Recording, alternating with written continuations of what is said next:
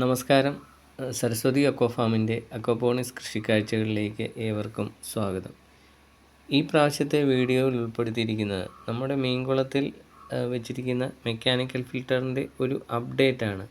അതായത് മെക്കാനിക്കൽ ഫിൽറ്ററിൽ ബയോസ്പോഞ്ചും മറ്റും നിറച്ച് ഒരു 10 ദിവസത്തിന് മുമ്പും അതിന് ശേഷവും കുളത്തിലും ഗ്രോബഡിലും ഒക്കെ വന്ന മാറ്റങ്ങളാണ് നിങ്ങൾ ഇപ്പോൾ കണ്ടുകൊണ്ടിരിക്കുന്നത്.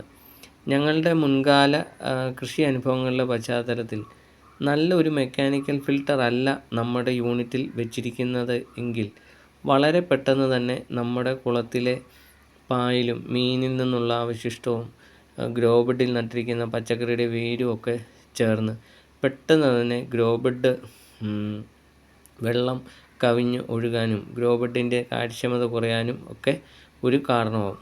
അതുകൊണ്ട് തന്നെ ഈ പറയുന്ന ഖരമാലിന്യം ഒഴിവാക്കിയാൽ തന്നെ നമ്മുടെ പകുതി തലവേദന കുറയും. ഇപ്പോൾ നിങ്ങൾ ഈ വീഡിയോ കാണുന്നത് പോലെ ഗ്രോബഡിൽ നിന്ന് മെക്കാനിക്കൽ ഫിൽട്ടർ വഴിയല്ല, നേരിട്ട് ഗ്രോബഡിലേക്ക് വെള്ളം പമ്പ് ചെയ്യുകയായിരുന്നു ചെയ്തത് ഫിറ്റ് ചെയ്യുന്നതിന് മുമ്പ്. ഇപ്പോൾ എന്തുമാത്രം പായലും മറ്റും ആ ഗ്രോബഡിൽ വന്നിട്ടുണ്ട് എന്ന് നിങ്ങൾക്ക് കാണാം. അതിനുശേഷം മെക്കാനിക്കൽ ഫിൽറ്ററിൻ്റെ അത് സ്പോഞ്ചും മറ്റും നിറച്ചതിന് ശേഷമുള്ള 10 ദിവസത്തിന് ശേഷമുള്ള ഒരു വീഡിയോ ആണ്. 20-ാം തീയതിയാണ് നമ്മൾ ഇതിൻ്റെ അകത്ത് സ്പോഞ്ചും മറ്റും നിറച്ച്. ഇന്നിപ്പം 30-ആയി. 30-ാം തീയതി ഉള്ള ഒരു വീഡിയോ, ഇന്നത്തെ വീഡിയോ ആണ് നിങ്ങൾ ഈ കാണുന്നത്. ജനുവരി 30 വീഡിയോ ആണ്. അപ്പോൾ എത്രത്തോളം മാറ്റം വന്നെന്ന് നിങ്ങൾക്ക് കാണാം. കാര്യം അതിന് വേണ്ടിയിട്ട് ആ ഒരു പൈപ്പ് അങ്ങോട്ട് ഇറക്കി വെച്ചിരിക്കുന്നത്. കാര്യം മീൻ അടിവശം വരെ ഒരു 4-5 അടി താഴ്ച ഉള്ള 4-5 അടിയല്ല, 8 അടി താഴ്ചയുണ്ട് കുളത്തിന്. വെച്ചിരിക്കുന്ന പൈപ്പ് അകത്ത് മീനുകൾ ഓടുന്നത് നമുക്ക് വളരെ ദൂരെ നിന്ന് തന്നെ കാണാം. അപ്പോൾ അതിൻ്റെ ഒരു മെക്കാനിക്കൽ ഫിൽറ്റർ അത്രത്തോളം കാര്യക്ഷമമായി നമുക്ക് പ്രവർത്തിക്കുന്നുണ്ട്.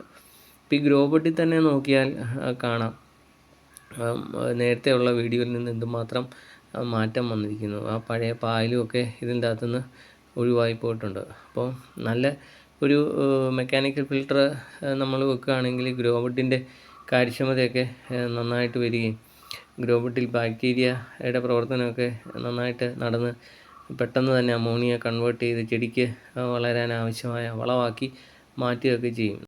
അതുകൊണ്ട് തന്നെ ഈ കൃഷിയിലുണ്ടാകുന്ന പല ബുദ്ധിമുട്ടുകളും നമുക്ക് ഒഴിവാക്കാനായിട്ട് സാധിക്കും. ഈ വീഡിയോ നിങ്ങൾക്ക് ഉപകാരപ്രദമായി എന്ന് വിശ്വസിക്കുന്നു. ഉപകാരപ്രദമായെങ്കിൽ ഒന്ന് ലൈക്ക് ചെയ്യാനും ഷെയർ ചെയ്യാനും സബ്സ്ക്രൈബ് ചെയ്യാനും മറക്കില്ലല്ലോ. തൽക്കാലം നിർത്തുന്നു. അടുത്ത വീഡിയോകളുമായി നമുക്ക് വീണ്ടും കാണാം. അതുവരേക്കും നന്ദി, നമസ്കാരം.